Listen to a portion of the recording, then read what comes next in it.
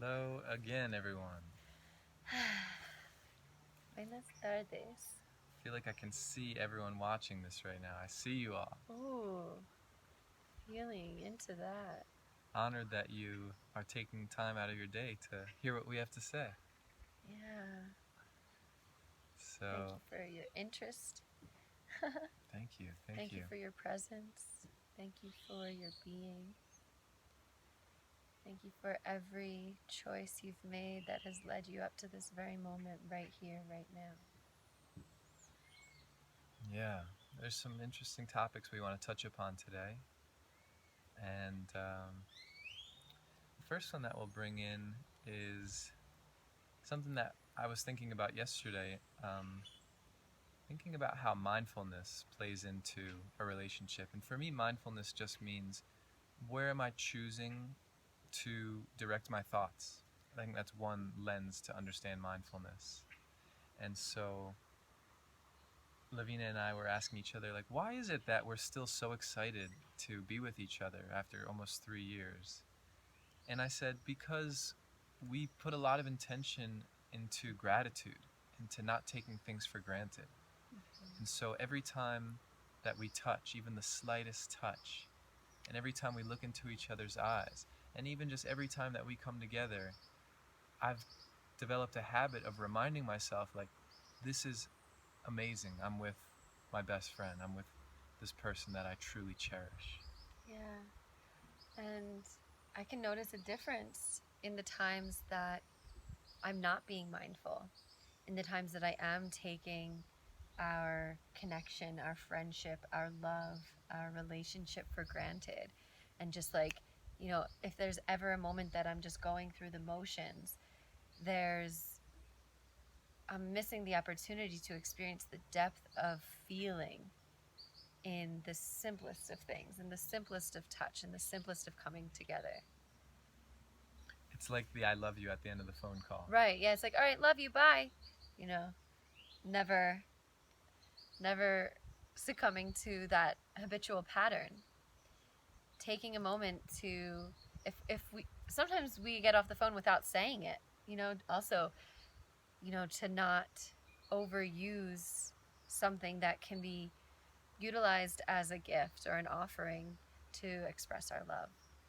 So really being mindful when we're getting off the phone, when we're getting off a call, to be like, I love you, and feeling it, not letting the words come out if they're not being felt. And that's definitely something that we really intend to be mindful of. Yeah. And those words, I love you, it's like the more that I say them, the more I feel it. And it just like, I feel what these words actually mean. And so another aspect of this is also, because it's challenging. It's challenging to be mindful of something that's always around. It goes to this old saying, you don't know what you got till it's gone. And and so, for example, like, if I were to eat my favorite food every day, as much as I love yogurt and granola, I might get tired of it. I might start to take it for granted. And Mm, we've applied that to our relationship too. And we've mentioned this in our videos, that we allow each other time to be alone, to be independent. We intentionally take time to be apart. And yep. it's difficult. There are a lot of times that we just want to be together every moment of the day because it's just so fun and easy. But there is so much of this that we're talking about to be gained through, okay, now taking time apart. Yeah.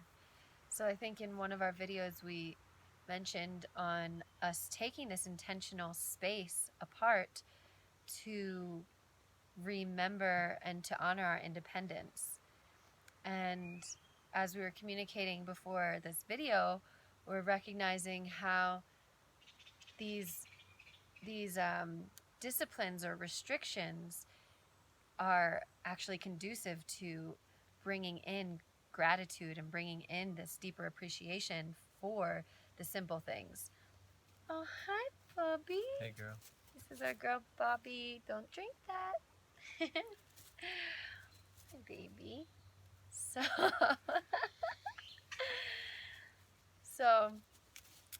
are dieting Bobinsana, and we are in an open diet in our retreat that we're in here. Just to clarify, that means that we're working with a plant and we're restricting our diet and restricting some of the things that we do to truly honor the plant. Yes. Yes, and one of those disciplines, one of those restrictions is no touching, is to not touch. So not only have we taken this space of 3 months apart, as we came back together, it was already time for us to implement our restrictions.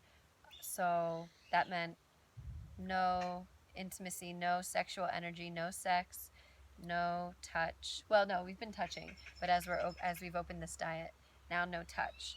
So we're sharing in this space, and we're now being mindful of not touching each other. So this is bringing up, of course, a lot of desire, and with that, an excitement, an excitement for when we will be able to come back together, when we will be able to enjoy these simple pleasures, like the simplicity of just holding hands, and like having this space from being able to experience that without thought is just increasing the immense joy that can come from touch. And it's also a recognition of the different ways that we can express love. Mm-hmm. Like, we both really enjoy the love language of touch. And so just being mindful, there's other ways to show love.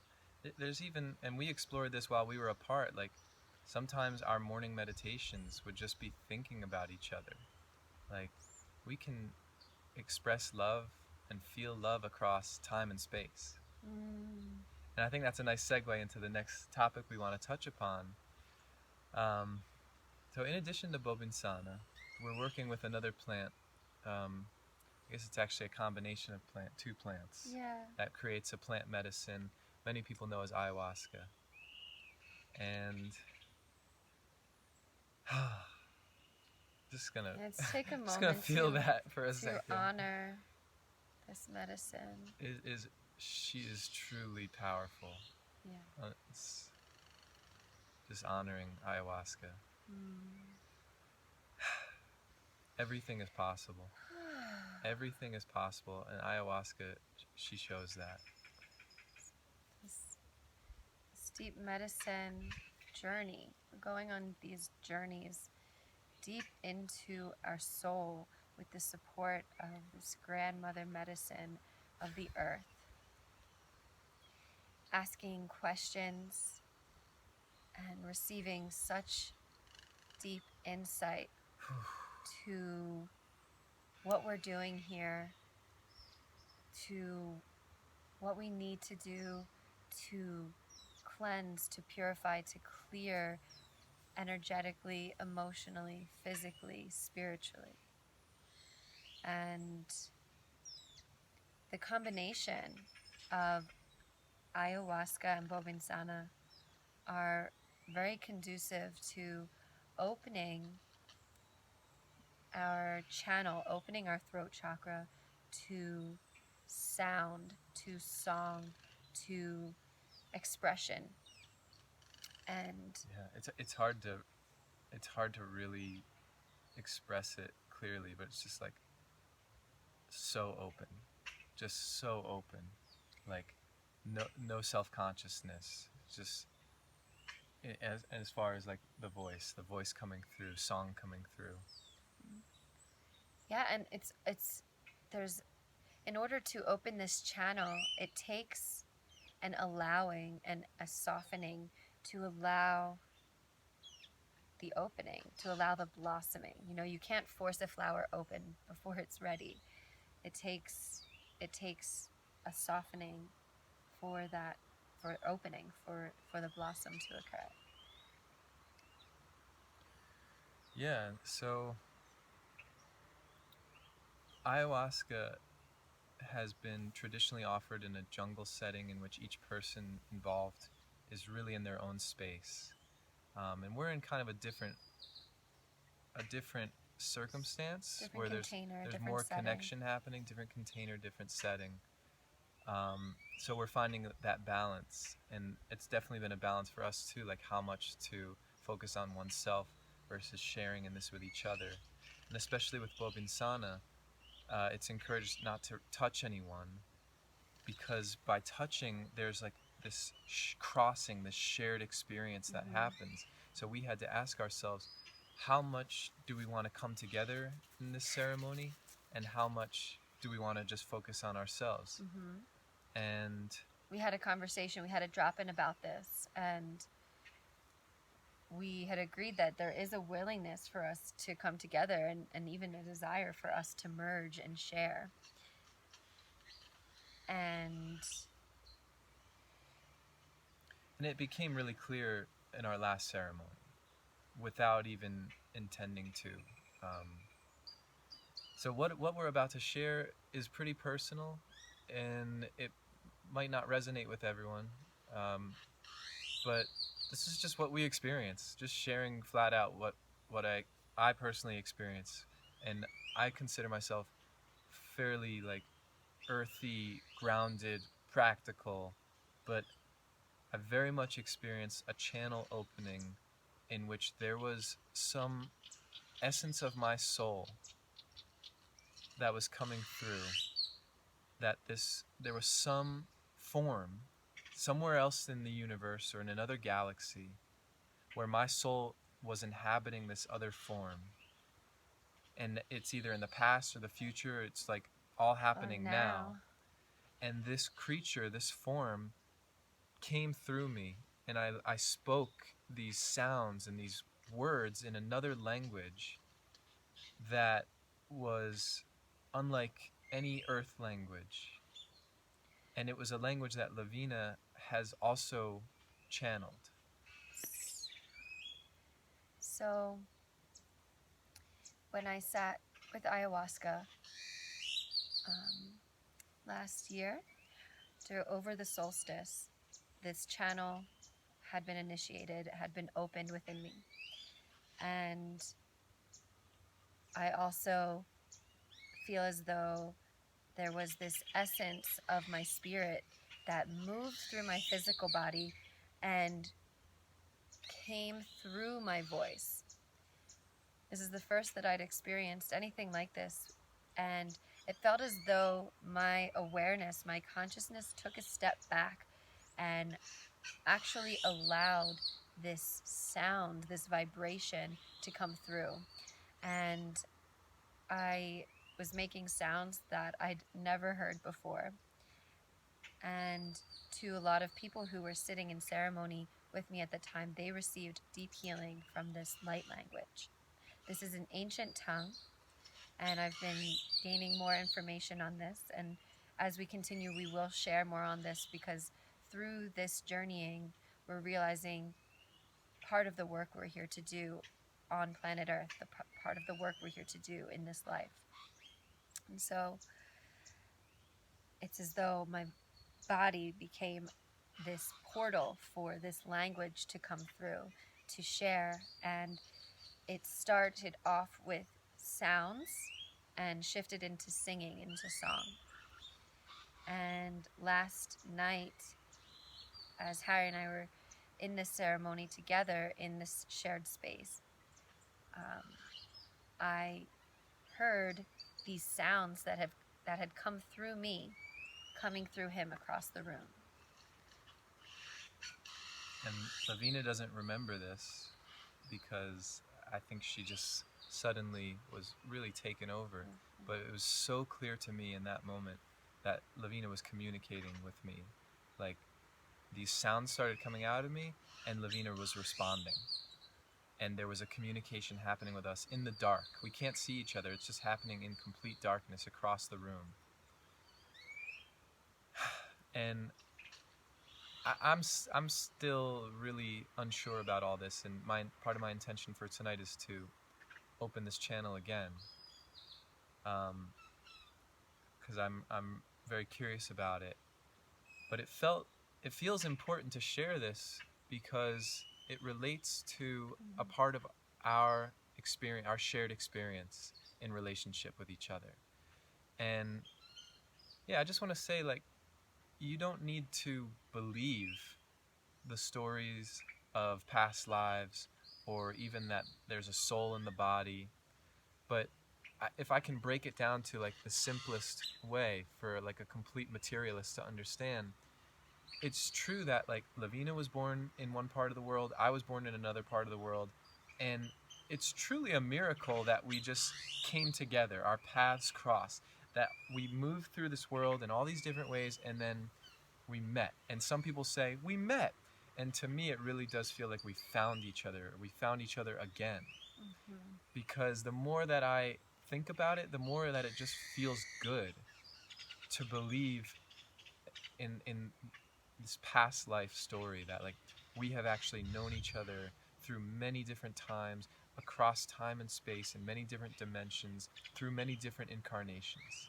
That feels significant and meaningful, and so I give energy to that story. Yeah. And whether that recognition of finding a partner or finding a friendship or finding, it can be a partner in any level of life. It can be a business partner, it can be Your parents. There's a story that we can align with, that is to say that we are soul tribe, we are soul family, or just recognizing that there's a purpose, there's a reason for this coming together. Yes. There's a reason for this meeting. And allowing that story, allowing that idea to be true, just welcomes this feeling of what's a good word? When we welcome in purpose. It welcomes in purpose. And purpose allows for clarity of vision, right? Because otherwise, what are we doing? What is the point of anything if there's no purpose? And maybe you don't need a purpose, but I feel a need for purpose. And that purpose is for each of you and every single person to figure out for themselves. The purpose that Lavina and I are aligning with in our relationship is that we keep coming together through all these incarnations and lives because our souls benefit each other. Our souls reflect something to each other that helps us continue to grow, that helps us continue to move along our paths towards becoming fully self-actualized, whatever that means to you. Yeah. And ultimately what it means for us is like entering into greater and greater depths of love. Yeah. And that's something that is so important for the commitment that we share in our relationship.